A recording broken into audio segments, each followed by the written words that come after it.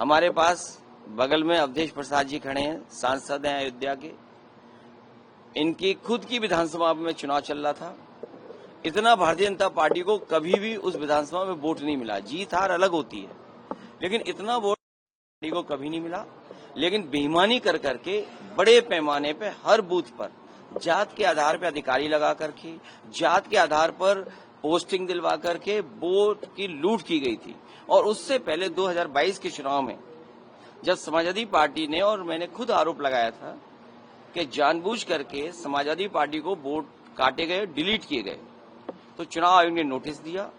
Notice के जवाब में मैंने 18,000 ऐसे वोट जो डिलीट कर दिए गए थे, 2019 में उन्होंने वोट डाला था, 2022 में डिलीटेड हो गए थे, जबकि वो वहां मौजूद थे।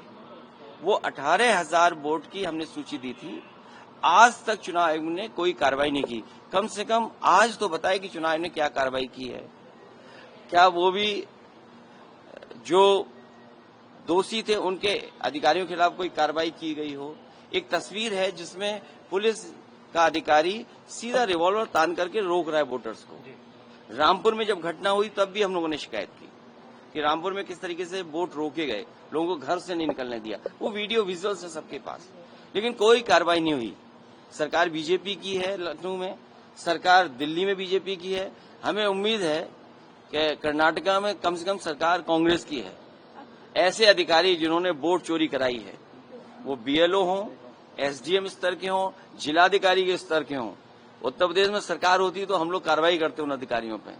हमें उम्मीद है कि कांग्रेस पार्टी उन तमाम अधिकारियों के खिलाफ जिन्होंने वोट चोरी करके वोट चोरी में साथ दिया है, उनके खिलाफ कार्रवाई होगी।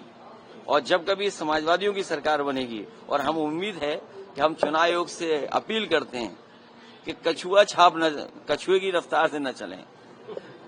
इधर तो फास्ट ट्रैक बन गए हैं कोर्ट्स, फास्टेस्ट ट्रैक कोर्ट में कम से कम फैसले हों, निर्णय हो, जिससे लोकतंत्र बच सके। अगर वोट का अधिकारी छिन जाएगा तो लोकतंत्र कहाँ बचेगा।